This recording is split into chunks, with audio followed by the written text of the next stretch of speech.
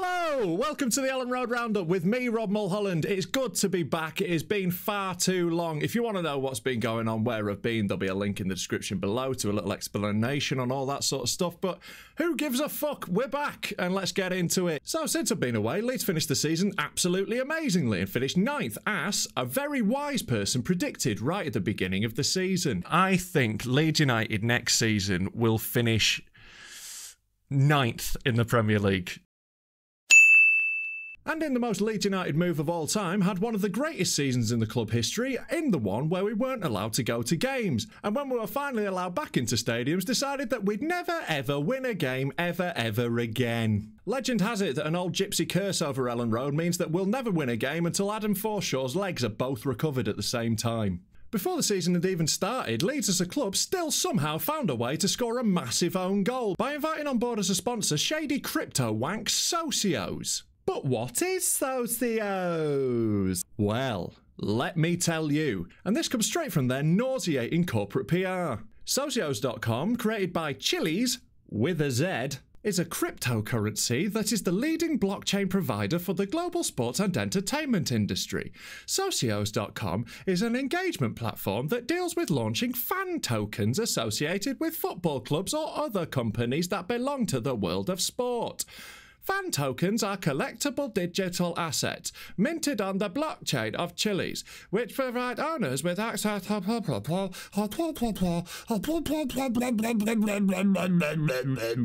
I'll tell you what Socios actually is. It's magic fucking beans. Most cryptocurrencies are fucking bollocks. Like, I'm sure, look, Bitcoin's going to stick around for a while. That one's got a bit of longevity. But fucking Chili's, we're meant to be investing in a cryptocurrency that sounds like a shitty kebab house. They've packaged this, the club, as a way that we can, like, get more engaged with the club and vote on important issues. By the way, the only issue that there's actually been a vote on so far was on renaming a training pitch. And one of the options was to rename it the David Batty training pitch. David Batty, who famously never fucking trained in his fucking life. What the fuck are you on about, Socios? But realistically, it's just another way that the club wants to hold you upside down by the ankles and shake you till all the coins fall out your pockets. It is a nonsense, it is bollocks, and it will cause a lot of problems for people with gambling problems who are going to get too much into this sort of absolute wafer-thin nonsense. And after the bullshit we've just had in the football world with the football index, it's a fucking disgrace that this sort of dog shit is happening. Don't claim your free one, don't do anything with it, don't get involved, and it'll fuck off soon enough. Then the season kicked off and things promptly went from shit to fucking awful, as we once again got bummed by those scum bastard across the Pennines. I'll be honest, that's all I'm saying on that game. Let's forget it ever fucking happened. And then we moved on to the first home game of the season. 16 years in the making. 16 years we've been waiting for a full Elland Road at a Premier League match. And I was dead excited. I had my ticket ready. I had my little scarf on. I was all ready to go to the match. I was absolutely buzzing. And then I managed to get locked out of my fucking car. The keys just stopped working. Like, the key in the lock didn't work either. I just had to watch it on the telly with my ticket in my hand. I was nearly crying. It was fucking awful. Like, what a shit afternoon, watching how amazing the atmosphere was at Elland Road. I'm genuinely delighted for all of you who made it. It looks like an amazing day. And one tinged with a lot of sadness as we said goodbye to an enormous list of legends who we lost over the COVID pandemic. Jesus Christ, we had it rough with that, didn't we? The game itself was another classic Bielsa humdinger. End-to-end, goal-mouth action, loads of fun, and you know what? A decent point against the good side who beat us at home last year. Next up was a League Cup game against Crewe, which we sold out on a Tuesday night. We sold 36,000 tickets. Absolutely incredible. Just shows you how long we've been waiting to get back into Elland Road. And I actually managed to make it to the match. It was an amazing night, proper good fun, and I swear to God this is true, right? I'm not making this up. I watched Adam Forshaw play football. I actually did. I saw it with my own eyes, and it was fucking great. And I'll probably never see it again. Leeds cruised to an easy victory in the end after some stubborn resistance from Crewe got broken down as our fitness and quality shone through towards the end of the match. And most importantly, a load of people who don't normally get a chance to go to the match, like a lot of young families, managed to get to go and see Elland Road under the floodlights. It was genuinely beautiful looking around at all the kids with like beaming grins on their faces watching the match. And it was lovely to see Luke Murphy again. A man who, let's not forget, was the shining light of our season season once when he scored that winner against Brighton on the opening day of the season for our first £1 million player in fucking years. Oh, he was exciting. So it's nice to see him back, but not quite as nice as it was to see Adam Forshaw's legs work. Next up was a trip away to Burnley, which has in recent times replaced Stoke away as the marker of true bloody British fucking football. As you'd expect, it was bloody horrible, with various Burnley players deciding they were Bruce Lee throughout the match, with kung fu kicks flying in from every bloody angle. The most annoying thing about Burnley isn't just the fact that they are incredibly aggressive and violent. Like, to be honest, as a Leeds fan, I can kind of get behind that.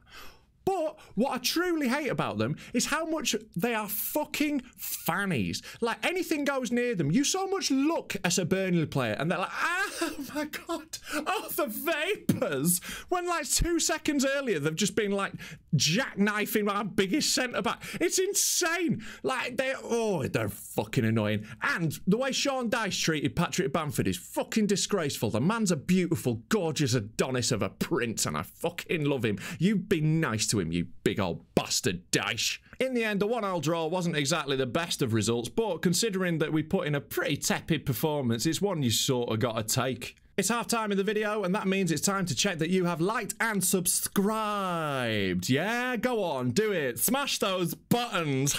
And if you enjoy what I do, the best way to support me is by going over to patreon.com/Rob Mulholland and signing up there. It's from £1 a month. Basically, you don't get that much. You can see like old shows that I've done. I chuck stuff up there every now and again. I will eventually be putting loads more content on there, I'm sure. For now, it's just basically a way of you saying, hey up mate, I enjoy your videos. Here you go, here's £1. I'm also a stand-up comedian, so make sure you subscribe to my comedy channel where you can check out stand-up specials, podcasts, funny videos, all that sort of thing. New videos every Thursday on there. And sign up to my mailing list at robcomedy.co.uk/mailing list. It's the best way to find out when I'm touring and keeping up to date with all my gigs that are going on around the country. Right, let's get back to the video. Next up was Liverpool at home and another absolute bumming from a club the size of the fucking Death Star. In the end, the result was massively overshadowed by a horrible injury to young sensation Harvey Elliott. The incident was a freak accident. Struijk put in a good challenge. Harvey Elliott's studs got caught in the ground and Struijk's trailing leg landed on him. It was a horrible, unfortunate injury that looked absolutely gruesome, and I wish Harvey Elliott all the best in his recovery. He's a fantastic player and he seems like a top lad. But Pascal Struijk did nothing fucking wrong. And from the reaction of Liverpool fans, you'd think he'd blasted him in the face with a sawn-off shotgun. You couldn't go anywhere on the internet in the week afterwards without some scouser being like, it was a fucking scissor tackle! He fucking scissored him! Which really begs the question of how the fuck the people of Liverpool managed to cut their paper. I'm cutting paper! I'm doing a little cut with my scissors. This is how you use a scissors. And Jurgen Klopp took yet another step down in my estimations. Although I do have to say, he is an incredibly handsome man with quite the stylish look about him. A three ran onto the pitch and convinced referee Craig Pawson, who definitely waved play on, that it should be a red card. And this is the thing, in the follow-up, the FA and Craig Pawson tried to convince everyone that Craig was always going to give a red card. He was never going to do anything different, which of course is why I watched him with my own two fucking eyes wave play on. I fucking saw it, Craig. I fucking saw it. Craig, I saw it with my own fucking eyes. Oh, it was fucking annoying. Anyway, Struijk got a 3-game ban and added to our massive woes at centre-back. Our centre-backs are just all made of fucking phyllo pastry by the looks of it. It's so annoying. We've got so many injuries at the moment. With Llorente and Koch, of course, injured, like, as they are most of the time. Struijk getting a ban. Then Ayling getting injured, so he can't even move in from right-back, leaving us only with Liam Cooper left standing. But still, we went to Newcastle with expectations of a win, as everyone does when they go to Newcastle, because let's face it, they are mostly fucking shit. But Bielsa repeated his greatest ever trick to make Newcastle entertaining. It was a really fucking good game for the neutral. For a Leeds fan, awful to watch. We made more than enough chances to win it, and Dan James definitely should have had a penalty. I don't know what the fuck VAR was up to, but it definitely wasn't looking at that incident. But Newcastle could have won it as well. In the end, disappointing point. Should have had the 3. Really, you would have liked to. It is what it is. It happens in football. And then this weekend, we had West Ham at home. And to be honest, going into it, I was not optimistic. We had more injured players than fucking Jumanji, which necessitated at centre-back a full debut for Charlie Cresswell, up against, oh, don't worry, just, you know, Michail Antonio, a man currently more on fire than the Australian outback. In the end, though, we put in a bloody good performance, especially considering how few first-team players we actually had available. In the first half particularly, we took control and scored a brilliant goal. Probably should have had another. We hit the post, we created enough chances, and it was dead good to see so many performances be so good throughout the team. It appeared like Clicky was back to his best. Rafinha was really on it until he had to hobble off, unfortunately. And at half-time, I was buzzing, feeling great about it. Then, second half, West Ham showed us exactly how good a team they are. Fluked a goal and then scored a late winner, which... oh, that was a kick in the dick, wasn't it? It was fucking annoying. We deserved a point out of that game. We really did. Which leaves us currently in the relegation zone with only 3 points.